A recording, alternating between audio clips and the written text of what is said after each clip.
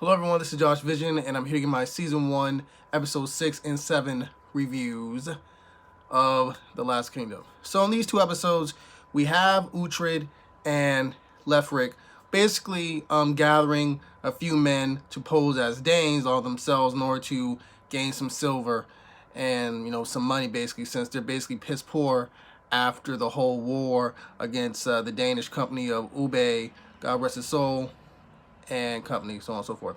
So another thing that should be noted is the fact that Uhtred's wife, as we see in the previous episode, she's pretty pissed at the fact that Uhtred killed one of her good friends. I believe one of the tenants of her land.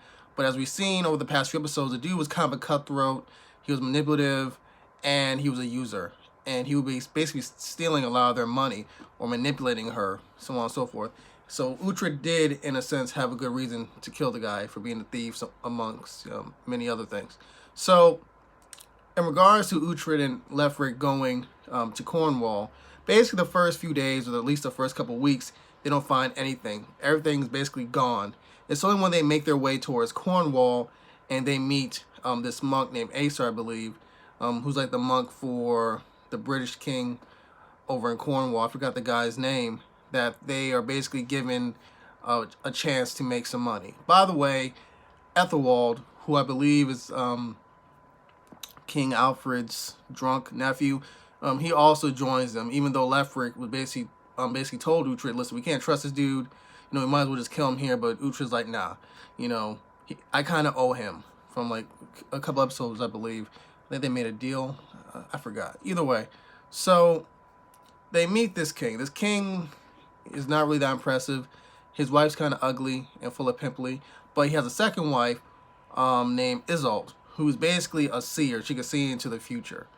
So he mentions the fact that she saw him winning the battle, and he urges once again to Uhtred that he would like his men to help him defeat the upcoming, I believe, Danish army or something that's on a piece of his land.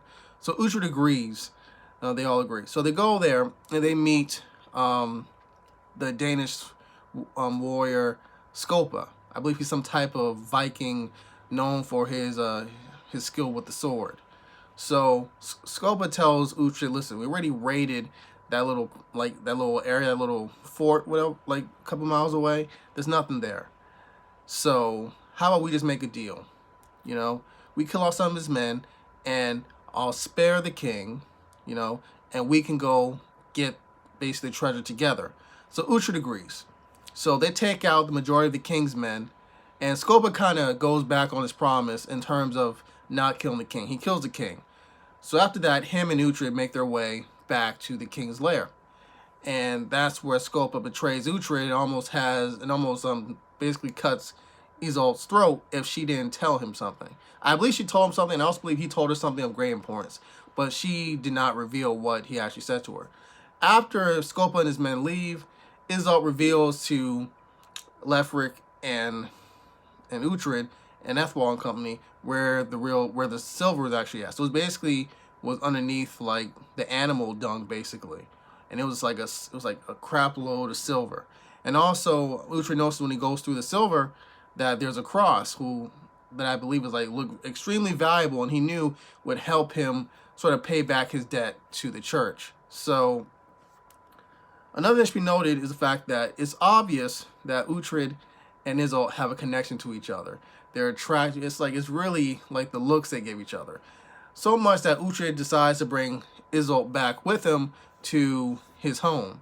And he makes it clear to his wife basically that he's not interested in her anymore. That he wants to move on, with Isolde, which he basically tells Isolde himself. And he asks but he's only going to take her if she wants him to. And she said, her fate lies, with him.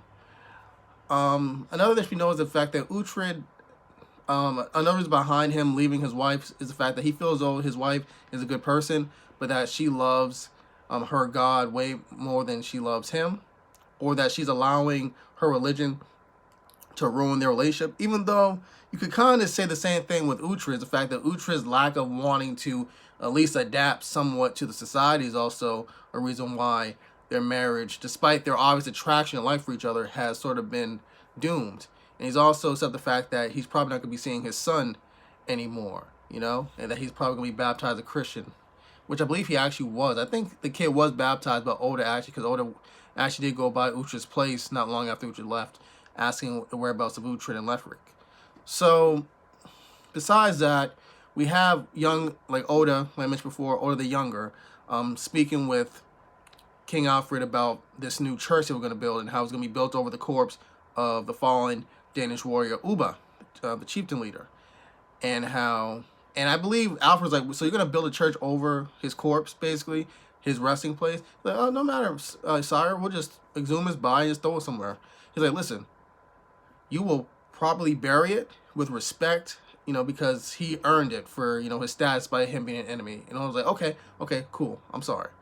And he wanted to prove to, like, Alfred that he wasn't a fool, like his father mentioned to him, which was very interesting, because I don't think his father ever, it didn't seem like Oda the Younger and Oda the Elder ever had any conflict, actually, so far, in this season. But that's going to be interesting to see where this leads. Besides that, we had Beocca around this time actually speak with Alfred and Oda, mention the fact that Uhtred had been raiding with other Saxons, dressed up as Danes, basically.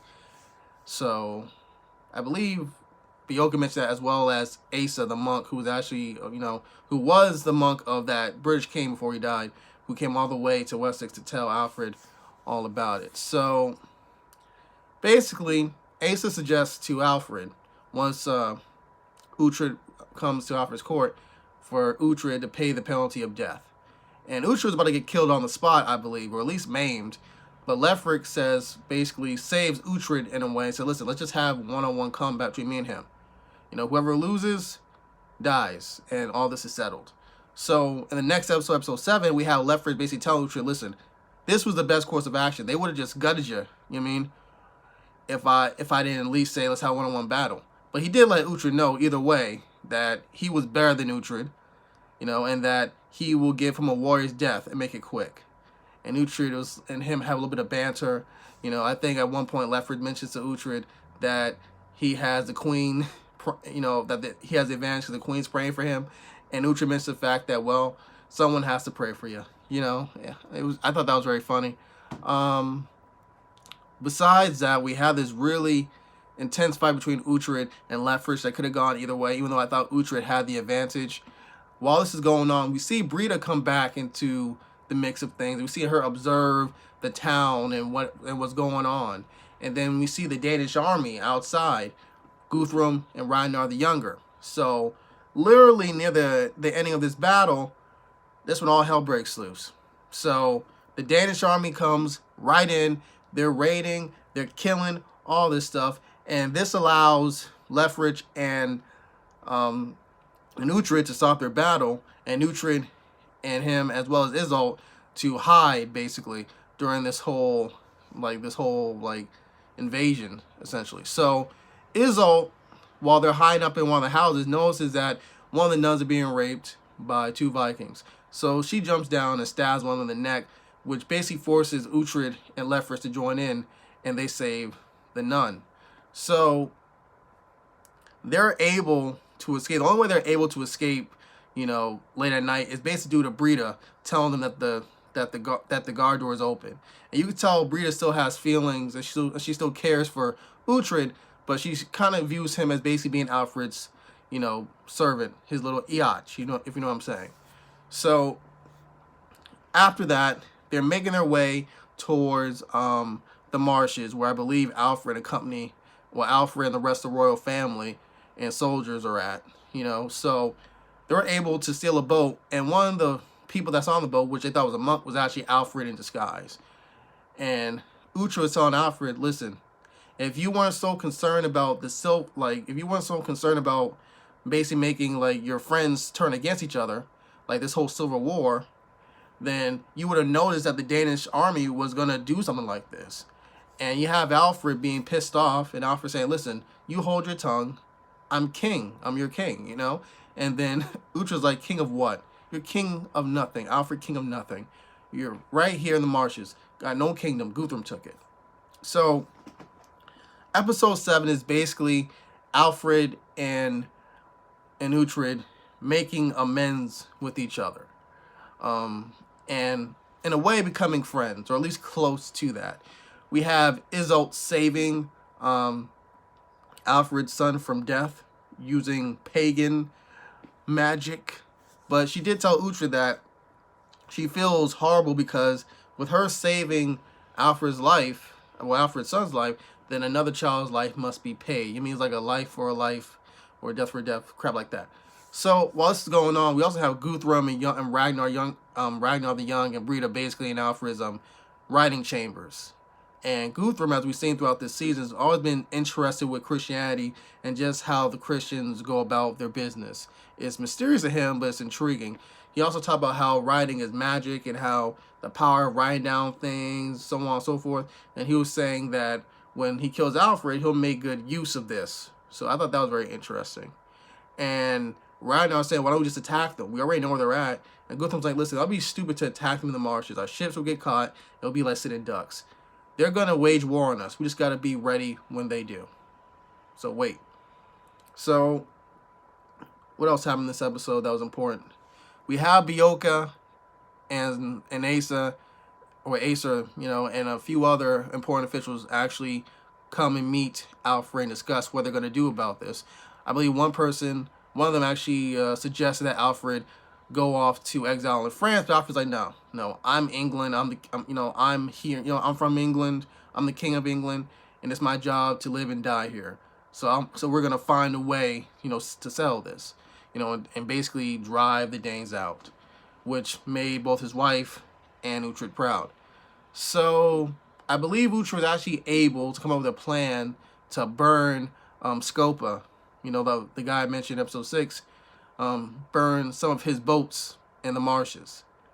So that was basically a declaration of war, letting Guthrum know it's on and popping, and that they're still breathing. And also during this episode, I believe that Oda the Younger makes a deal with Oda, basically becoming allies. So I believe that's all that happened. That was really important, episode 6 and 7. There was a sighting of Mildred, now that she's a nun, and she's basically divorced Uhtred.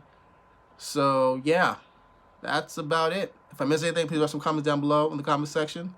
And adios.